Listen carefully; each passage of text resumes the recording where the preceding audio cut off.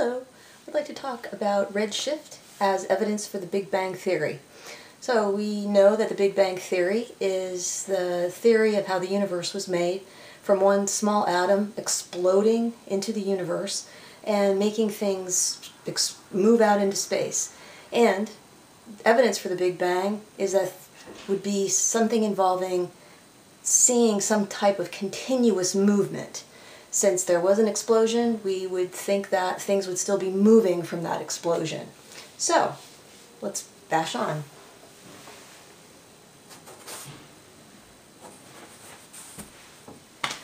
First, we're going to take a moment and look at the anatomy of an energy wave in order to understand redshift. So, anatomy of an energy wave.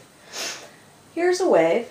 We know that electromagnetic radiation travels in two ways. One way is as a particle, electrons moving through space, and also we know that electrons moving through space create waves of magnetism as well. So this is a wave broken down and looked at a little more closely. So we have this symbol for a wave, up and down. The top part of a wave is called a crest. The bottom part of a wave is called a trough. So in order to have some kind of mathematical measurement of waves, we decided to call something a wavelength and have that measurement be crest to crest or trough to trough.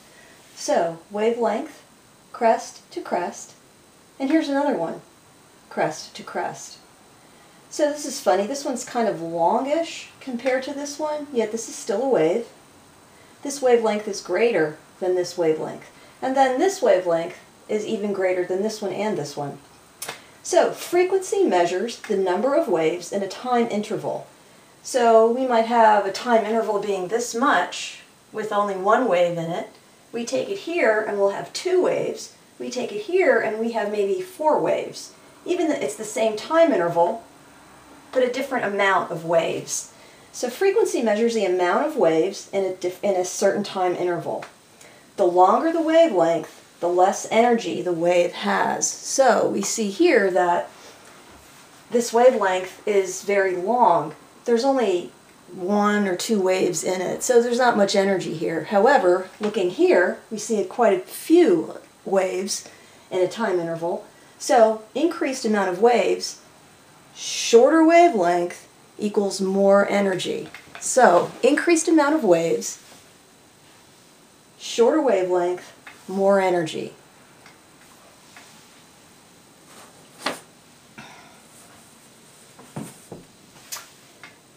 Different frequencies have different names. Again, the frequencies, the amount of crest to crest, amount of wavelengths in a time interval.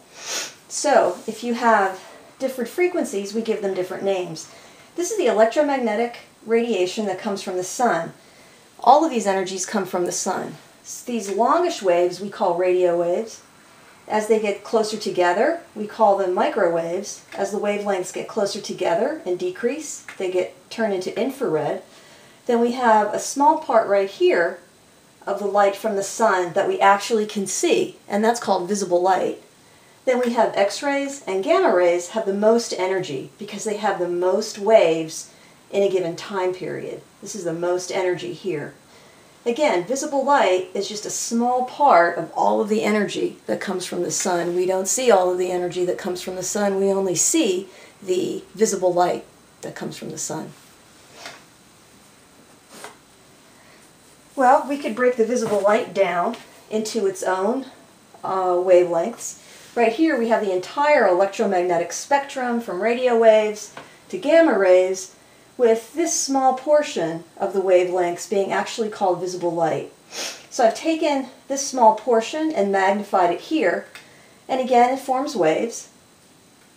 And we have the different colors here of visible that make up visible light. Red has the longest wavelength with the less energy. Then we have orange, yellow. I didn't have a yellow marker, so I used black. Green, blue, indigo, and violet. These are different wavelengths of visible light.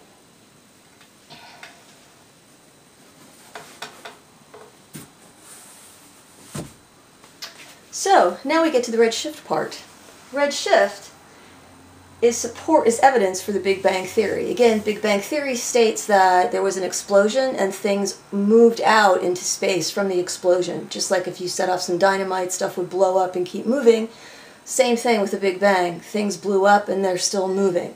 The evidence for the Big Bang is known as redshift. Redshift says that distant stars have a light spectrum that is mostly red. So we could see from our sun the different colors of visible light. When we look at distant stars from Earth, we tend to see just red light shining from them. Most of their visible light spectrum has passed us by.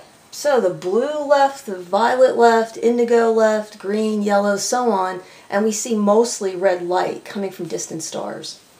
So this shift of light to only red is called redshift. So we should be able to see all the different colors if they were standing still. But these stars, as a part of our universe, all we see is the red light, as if all the other colors have passed us by. So that is redshift, which is the evidence for the Big Bang Theory. If you have any questions, please feel free to email me, rose_wignall@abss.k12.nc.us.